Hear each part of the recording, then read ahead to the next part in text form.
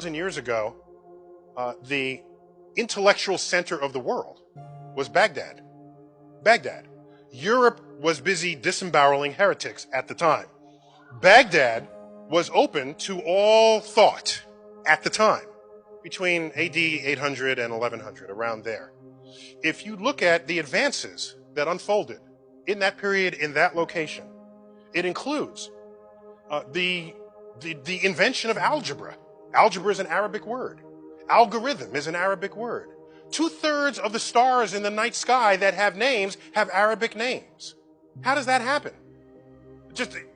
Where did the naming rights come from? It came from the fact that at that time, huge advances in the Middle East, in Baghdad in particular, was unfolded in engineering, mathematics, especially mathematics, astronomy, navigation, physiology. And you say, well, why is that so? If you look at what was going on, they were open to all lines of thought. Jews, Muslims, Christians. There were doubters back then. Today we would call them atheists. They would all come around a table and share ideas. If you have some philosophy that's got holes in it, someone's going to find it. And you're going to challenge you on those ideas. And what happens is the conversation ratchets up. You discard what doesn't work and you keep what does. And when you do that, you make discoveries, and you make discoveries rapidly. And at the time, that period drew to a close. If you read history books, you'll typically describe sort of the sacking of Baghdad. It was a bad time for the city. And they say, oh, it all came to an end. However, the Islamic culture rose at other times later.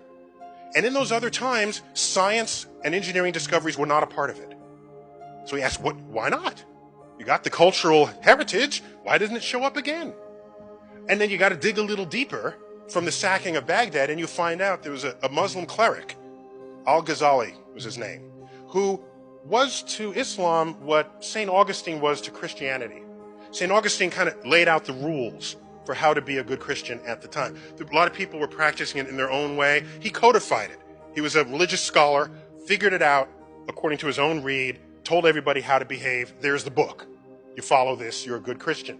Al-Ghazali said, you follow this, you're a good Muslim.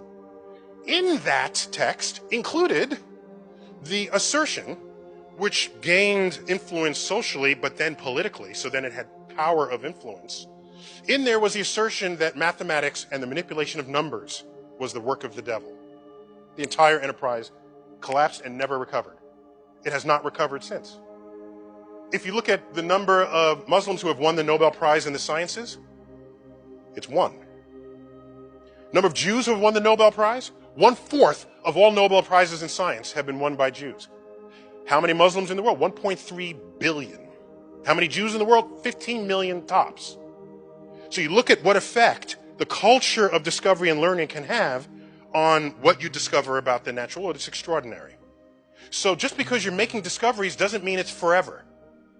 And I look at the 20th century in America as a period of great discovery.